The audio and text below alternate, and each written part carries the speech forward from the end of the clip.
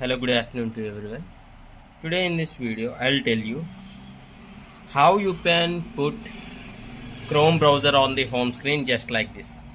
Say maybe by accidental touch or something, when you put this mobile in your pocket by mistouch, if Google Chrome is missing on your home screen, this it would be a big problem for easy browsing, means faster browsing. If it is removed, you need to open your app drawer here. That may be vertical, or for few mobiles it will be horizontal.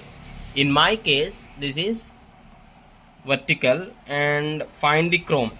If not, just you can search it here, press and hold for few seconds and then drag and drop it on your home screen. If this is not your primary home screen, don't leave your finger, just move to horizontal until you reach the appropriate home screen and leave it.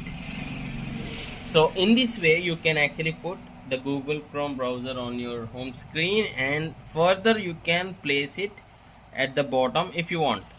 And one more thing, not only the browser, you can also keep the widget here by long pressing on the home screen, then click on the widgets and find the Google Chrome widget wherever it is. See, here is the widget, and drag and drop it on the home screen. In two ways actually you can put Google Chrome on your home screen. Please do comment which way do you like.